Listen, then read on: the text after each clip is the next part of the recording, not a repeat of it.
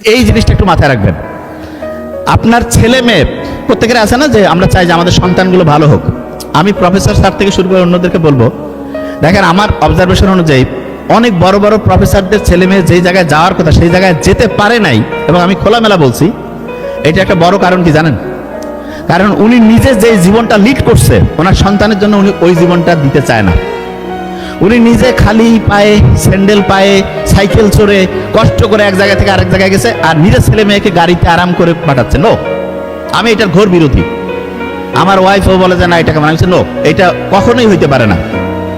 বাপের টাকা আছে, মায়ের টাকা আছে, আর বাচ্চা যদি এটা বুঝে কবে রিল্যাক্স করো, কুল, কোনো পড়াশোনা ওইরকম করে সে করবে না। আপনি চিন্তা করেন তো, আপনি আমি প্রফেসর স্যাররা যে এত পরিশ্রম করছে তার পিছনে একটা উদ্দেশ্য ছিল না যে আমি বড় কিছু করব, বড় জায়গায় যাব, জীবনে যেটা পাই নাই সেটা করব। আপনার বাচ্চা ছোটবেলা থেকে সে এসি রুমে ঘুমায়, দামি গাড়িতে এসি রুমে যায়, না চাইতেই সব কিছু পায়, ওই কেন পড়াশোনা করবে? কেন করবে সেটা আমাকে বলেন। ওর চাহিদা আছে কিছু নাই তো? আপনি আপনার সন্তানকে যদি আপনার চাইতে অসাধারণ করতে চান, আপনার চাইতে অসাধারণ, আই গ্যারান্টি ইট, তাকে কঠিন করে তৈরি করেন। মেডিকেল কলেজে যারা আপনারা পড়েন, যত কঠিন পরিশ্রম, যত item card term pre assessment assessment pre prop, অন্য ইঞ্জিনিয়ারিং বলেন, অন্য ভার্সিটি বলেন, যা কিছু বলেন, কাউকে ছোট করছি না, কোথাও কি এরকম আছে? কোথাও নাই। তা আপনি মেডিকেল কলেজে এত কঠিন করছেন কি কারণে? কারণ আপনাকে স্ট্রং করার জন্য। ডক্টর ও তাড়ামাড়া করে পাঠানো যাবে না যে ভাই অর্ধেক বুঝে অর্ধেক বুঝে না। তাহলে স্ট্রং করার জন্য তাকে কঠিন একটা সিস্টেমের মধ্যে দিয়েছেন, অথচ আপনার সন্তানকে আপনি কি করতেছেন? দুনিয়ার সব আরাম আয়েশ দিয়া বলতেছেন তুমি পড়ো। কেন পড়বে বাবা? পড়া আমি তো ওই জায়গায় থাকলে পড়তাম না, কেন পড়বে? হ্যাঁ, হঠাৎ দুই একজন এক্সেপশনাল থাকে, সেটা আলাদা। এবং এই ক্ষেত্রে বলবো যে ফিমেল ডক্টর যারা আছেন, মা, আমার মাকে তো এই ক্ষেত্রে আমি বলি খুবই করা, আব্বার চাইতে। আম্মার কথা হিসাব সত্যি বলছি আমি, এই জন্য আম্মার কাছে আমরা চাওয়ার চাইতে আব্বার কাছে চাই বেশি, কারণ আম্মা দিবেই না যে কোনো একটা জিনিসে, এটা কেন না হইলে হয় না।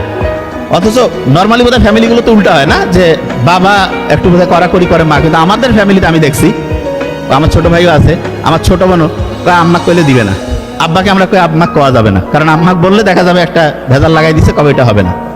তো এইটা আপনারা যারা ফিমেল ডক্টর আছেন, ফিমেল যারা, তারা শুনেন, আপনার বাচ্চাকে আপনি 3 বছর 10 বছর কষ্টে রাখলেন, এরপরে সারাটা জীবন ভালো চললো, সেইটা বেশি বুদ্ধিমতির কাজ হইলো না এখন তাকে আরাম দিয়ে সারা জীবন পরের যে জীবনটা ধ্বংস হইলো?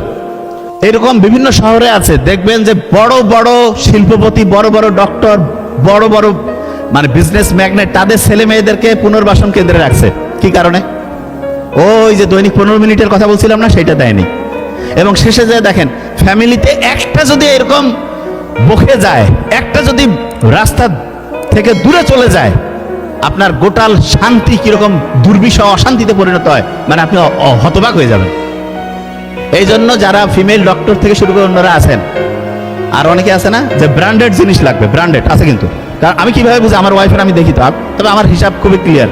ওই যাই থাক, আমার একটা প্ল্যানিং থাকবে যে এতটুকু আমি দিব তাকে, তার বেশি আপনি দিবেন ধ্বংস করে ফেলবেন। বিশ্বাস করেন, তাকে একটা ভালো জিনিস দিবেন, কিসের জন্য তাকে ভালো জিনিস দিবেন? যে একটা হচ্ছে যে আমি তোমাকে ছোট্ট গাড়ি কিনে দিব, ঠিক আছে, তুমি এই কাজটা করো, উপহার হিসাবে পাবা।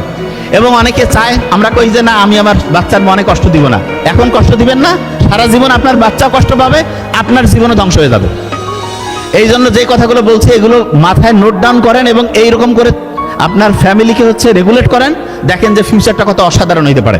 যে জায়গায় আমি ছিলাম, ফ্যামিলির বন্ডিংকে ঠিক রাখার জন্য, আপনার সন্তানকে ঠিক রাখার জন্য তাকে হচ্ছে যে আচরণটা কিভাবে শেখাবেন সেটার একটা সহজ এক্সাম্পল বলি। আপনি চাচ্ছেন আপনার সন্তান আপনাকে সম্মান করুক, বড়দের সাথে ভালো ব্যবহার করুক, তাহলে এই কাজটা আপনাকে করতে হবে। এবং সেক্ষেত্রে আপনি কিভাবে করতে পারেন? আপনার ফ্যামিলিতে আপনার মা বাবা, হাজব্যান্ড ওয়াইফের যে পারস্পরিক মা বাবা থাকে, তাদের সাথে সম্মানসূচক আচরণ করুন। ফ্যামিলিতে যারা আছে সবার সাথে আপনি ভালো ব্যবহার করেন, আপনার সন্তান ভালো ব্যবহার শিখবে, এবং এই সন্তান যখন বড় হবে সে তখন খারাপ ব্যবহার কারো কাছ থেকে অ্যাকসেপ্টই করবে না। অনেকে আছে না, বলে যে এই ফ্যামিলির এই বাচ্চাটা এত ভালো, কিন্তু দেখা গিয়েছে কোন একটা মানে একটা কি সম্পর্কে জড়াই গেল, যদিও সম্পর্ক জিনিসটাই হারাম, তারপরে ধরেন সে বিয়ে হয়েছে, কিন্তু দেখা যাচ্ছে পরে আবার ওইখান থেকে সেপারেশন, ডিভোর্স। কি কারণে? কারণ আপনি ফ্যামিলিতে বাচ্চাকে যখন ভালোবাসবেন না, ভালোবাসা তো ফাঁকা থাকবে না, তখন সে অন্য জায়গায় খুঁজবে। আর কিছু ধান্দাবাজ ছেলে মেয়ে সব জায়গাতে আছে, ওই আসিয়া অভিনয় করবে। হ্যাঁ, আমার কথা, ভালো ছেলে ভালো মেয়ে, এত টাইম কিভাবে সে পাবে যে একজন আরেকজনের পিছনে দৌড়াবে? এটা তো আমার ব্রেইনে কুলায় না। বহু টাইম লস হয় না? সে কেন লস করবে? সে যাবে, তার নিজের ক্যারিয়ার তৈরি করবে, নিজের জীবনকে অসাধারণ করবে, তারপরে হচ্ছে যে আল্লাহ যার সাথে যার সম্পর্ক রাখছে ইনশাল্লাহ হয়ে যাবে। তো এই জিনিসটা কিভাবে হবে? আপনি যখন ফ্যামিলি থেকে এই জিনিসটা প্র্যাকটিস করবেন তখন হবে। আপনি মুখে বলতেছেন এই তুমি আমাকে সম্মান করো, মানে আব্বা আম্মাকে, আপনি আপনার আব্বা আম্মাকে সম্মান করে না, ঘন্টু করবে, জীবনে করবে না, প্রশ্নই আসে না। এটা কখনোই করবেন না। আপনি মনে করতেছেন ওই শিখে না, ওই শিখে সবচেয়ে, ছোট বাচ্চাদের ব্রেইনের 3 বছরে সবচেয়ে সেরা ডেভেলপমেন্ট হয়। একটা নিউরনের সাথে আরেকটা নিউরনের যে কানেক্টিভিটি 3 বছর বয়সের মধ্যে সবচেয়ে বেশি হয়। হ্যাঁ, পরবর্তীতে আপনি চেঞ্জ করতে পারেন, পরবর্তীতেও চেঞ্জ করতে পারেন। অনেকে বলে যে ভাই আমি তো ভুল করে ফেলছি, আছে না অনেকে, যে বাচ্চার বয়স এখন তো 8-10 হয়ে গেছে, তাহলে এখন আমি তার ব্রেইনে নতুনভাবে তথ্য দিতে পারবো কিনা। শুনলে অবাক হবেন, যেই মা বাবা সন্তানের মাথার মধ্যে ঠিক তথ্য দিতে পারেন নাই, এখনো ঠিক তথ্য দেওয়ার বুদ্ধি আছে। বিজ্ঞানীরা এখন দেখছে কিরকম।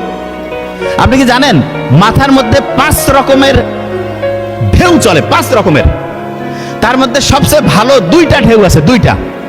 আচ্ছা, ইংরেজির একটা অ্যাপ্রোপ্রিয়েট প্রিপোজিশন আছে না, অ্যাট, বলেন না কেন, কি আছে? অ্যাট। এতে হচ্ছে আলফা ওয়েভ। কি ওয়েভ? আলফা। আর টিতে হচ্ছে থিটা ওয়েভ, থিটা। এই 2টা খেয়াল রাখবেন, আলফা থিটা। এই 2টা খুব ভালো। আপনার বাচ্চাকে যদি আপনি ভালো পড়ার মধ্যে নিতে চান, তাহলে আলফা ওয়েভে পড়াবেন। আলফা ওয়েভটা কখন হবে? ভোরে, আর্লি মর্নিং, ভোর 3টা-4টা থেকে শুরু করে সকাল 8টা, 9টা, 10টা। এই সময় সে পড়লে 1 ঘন্টায় 4-5 ঘন্টা পড়া হবে। এবং মেডিকেল স্টুডেন্ট বেশিরভাগ জন রাত জেগে আমরা পড়ি, এটা একদম বাতিল করে ফেলেন। অনেকে বলতো রাত জেগে পড়বো, ভালো রেজাল্ট করবো না। আপনি দেখেন পরীক্ষার হলে যে ভুলে যান, আলফা ওয়েভে পড়েন নাই এই কারণে। আর 2 নাম্বার যেটা, টিতে কোন ওয়েভ বলছিলাম? থিটা। শুনেন, প্রত্যেক দিন রাতে ঘুমানোর আগে আমাদের ব্রেইনের মধ্যে একটা দরজা আছে, দরজা। সেই দরজাটা যখন খুলে যায়, ওই সময় আপনি পিছনের দরজা দিয়ে ভিতরে ঢুকলেন, ঢুকে বাচ্চাকে যা বলবেন, 1 দিন, 7 দিন, 1 মাস, 6 মাস বলতে থাকবেন, ওইটা ওইখানে পার্মানেন্টলি লেখা হয়ে যাবে। এবং ওই দরজাটা খুলে রাতে ঘুমানোর আগে আপনি আপনার বাচ্চার সাথে একটু গল্প করেন, 2 মিনিট করেন, যে বাবা ইনশাল্লাহ তুমি খুব অসাধারণ হচ্ছ, মা তুমি খুব অসাধারণ হচ্ছ, তুমি সামনে ইনশাল্লাহ এটা করবা, পজিটিভ কথা বলবেন। আর আমরা কি করি? এই তোকে দেওয়া হবে না, তুই তো শেষ, সারাদিন কি হচ্ছিস। তার মানে এই জিনিসটা ওই সময় দরজা খুলে ওই সময় যেটা বলবেন সেইটা হবে, আর আপনি ওই সময় নেগেটিভ কথা বলেন, নো, নেভার। ওই সময় যাই বলেন পজিটিভ বলবেন, কারণ ওইটা একদম ওই সময় লেখা হয়ে যাচ্ছে। একটা হচ্ছে তাহলে রাতে ঘুমানোর আগে, আরেকটা আছে সেটা কখন? সেটা হচ্ছে ভোরে ঘুম থেকে উঠে, সকালে ঘুম থেকে উঠে। ওই সময় হচ্ছে ব্রেইনের মধ্যে যে দরজা আছে সেই দরজাটা খুলে গেল, আপনি ওই দরজা দিয়ে ভিতরে ঢুকলেন, যা বলবেন সেইটা ওই সময় আস্তে আস্তে লিখিত হয়ে যাবে। তাহলে বলেন তো, আপনার বাচ্চার মাথার মধ্যে যদি একটা পজিটিভ জিনিস দিতে চান, রাতে ঘুমানোর আগে দিলে কাজ বেশি হবে না কম হবে? এই কথা কন না কেন? বেশি। ভোরে ঘুম থেকে উঠে যদি বলেন তাহলে বেশি হবে না কম? আচ্ছা, এবার অনেকের মাথায় একটা প্রশ্ন আসতেছে যে ভাইয়া, আমি না হয় আমার আব্বা আম্মা, মানে আমি এখন মা বাবা হয়েছে, আমার সন্তানকে আমি বলবো, আমার বাপ মা তো নাই, বা আমরা যারা অ্যাডাল্ট হয়েছি আমাদের কথা আমরা নতুন করে লিখতে চাই, এইটা বুদ্ধি আছে কি নাই? শুনেন, খুব ইন্টারেস্টিং জিনিস। আল্লাহ ব্রেন কেমন ভাবে বানিয়েছেন, সে যেটা দেখে, যেটা শুনে সেইটাকে সত্যি মনে করে। এখন আপনি অভিনয় করে যদি বলেন যে আমার ব্রেইনের ক্যাপাসিটি অসাধারণ, বলেন তো আমার সাথে, আমার ব্রেইনের ক্যাপাসিটি অসাধারণ, বলেন, ব্রেইনের ক্যাপাসিটি অসাধারণ, আমার ব্রেইন প্রতিদিন ভালো হচ্ছে, বলেন, প্রতিদিন ভালো হচ্ছে, যেটা পড়তেছি, যেটা দরকার সেটা খেয়াল থাকতেছে, বলেন, যেটা পড়তেছি, যেটা শুনতেছি, যেটা দরকারি সেটা খেয়াল থাকতেছে। বিশ্বাস করেন আপনার ব্রেইনের ক্যাপাসিটি বাড়বে। কিন্তু আমরা কি কই? অনেকে শয়তানি করে কয়। এই জন্য ইসলামে আছে না, শয়তান মিথ্যা কৌতুক করে বলিও না। বিজ্ঞানীরা এখন দেখতেছে, আপনি কৌতুক করে মিথ্যা বলবেন, ব্রেন জানে না তো কৌতুক করতেছে, এটা বিশ্বাস করে। অনেকে বলে না যে কি অবস্থা, কয় যে ভাই আমার ব্রেন তো ভালো কাজ করে না।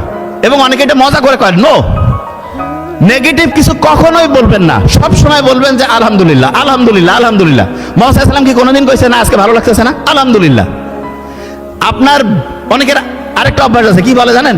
বলে যে না আমার পড়ার প্রিপারেশন ভালো হয়নি, আচ্ছা এরকম আছে না অনেকে যে প্রিপারেশন ভালো হয়নি অনেকের, কারা কারা পরীক্ষার আগে বলি বলেন, হাত উঁচু করেন তো, প্রিপারেশন ভালো হয়নি। মেডিকেল স্টুডেন্টের বেশিরভাগের এই জিনিসটা। আচ্ছা এখানে স্যারদের জন্য একটা ইনস্ট্রাকশন আছে। প্রফেসর স্যাররা আপনাদের একটা জিনিস বলি, শুনলে অবাক হবেন। স্টুডেন্টদের আগে প্রফেসর স্যারদের বলি যে স্যারেরা একটা বড় রকমের গবেষণায় 50টা স্টুডেন্টকে আলাদা করে দেওয়া হয়েছিল, যেগুলো সবচেয়ে সেরা স্টুডেন্ট প্রিন্সিপাল স্যার দিয়েছিল। এবং 3 মাস পরে পরীক্ষা হলো, ওই 50 জন স্টুডেন্টের সবচেয়ে সেরা রেজাল্ট হইলো। তখন প্রিন্সিপাল স্যারকে বলছে যে আপনি এটা অসাধারণ, এই 50 জন স্টুডেন্টকে কিভাবে বাছাই করলেন? প্রিন্সিপাল স্যার বলল যে আপনাদের একটা রহস্য বলি। বলছে কি রহস্য? বলছে আমি আমার একান্ত যে পিএস তাকে ডাকছি, ডেকে বলছি এইখানে স্টুডেন্টদের সবার নাম আছে, তুমি 1 2 3 4 এরকম করে করে 50 জনের নাম উঠাও। 50 জনের নাম উঠিয়েছে। ওঠার পরে বলছি যে প্রত্যেকের নামে 3টা করে চিঠি লেখো। বলছে কিরকম?